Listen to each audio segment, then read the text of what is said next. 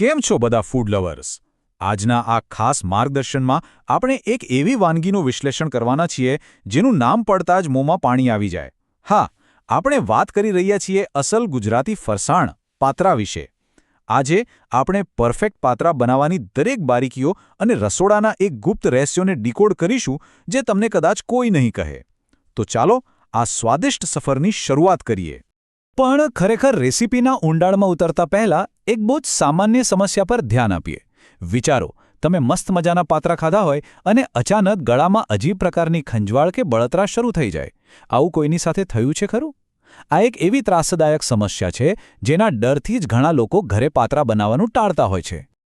તો બસ આ જ ઇચી લીફ પ્રોબ્લેમ એટલે કે પાનની ખંજવાળની સમસ્યા અને તેના ચટપટા ઇલાજ વિશે હવે આપણે સમજીએ. તો જુઓ, આ સમસ્યાનો અચૂક અને પરફેક્ટ ઇલાજ છે આંબલી અને ગોળનો પલ્પ.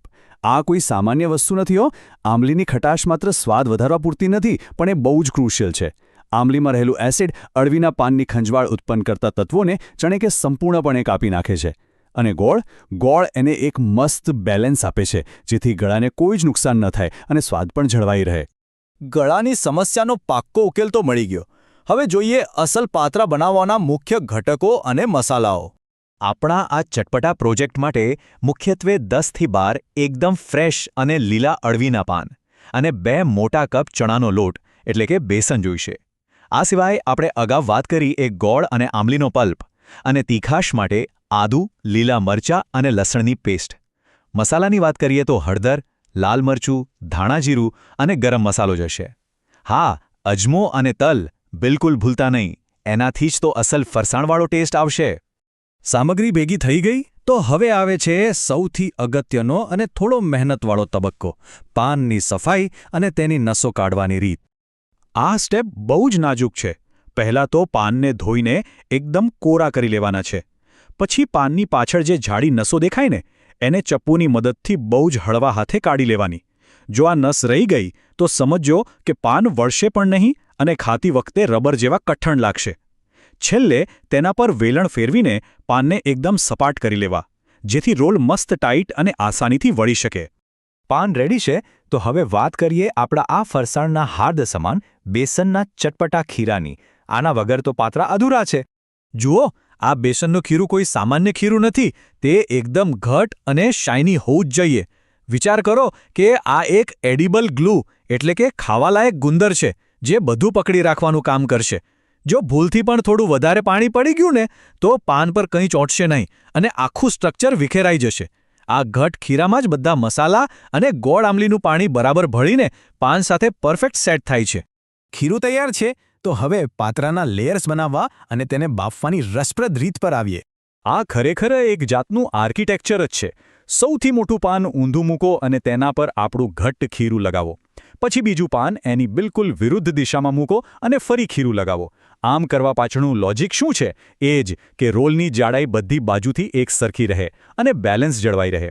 આવા 3થી 4 પાનના લેયર બનાવી બંને બાજુની કિનારીઓ અંદર વાળીને રોલ તૈયાર કરવાનો છે. અને હા, આ એકદમ મગજમાં બેસાડી લેવા જેવી વાત છે. પ્રોફેશનલ રસોઈયાઓનું આ સૌથી મોટું સિક્રેટ છે કે રોલ હંમેશા એકદમ ટાઈટ જ વાળવો. જો જરાક પણ ઢીલો રહ્યો ને તો બાફ્યા પછી જ્યારે કાપવા જશો ત્યારે બધું જ છૂટું પડી જશે અને તમારી બધી મહેનત માથે પડશે. એટલે ટાઈટ રોલ વાળવો બિલકુલ કમ્પલસરી છે.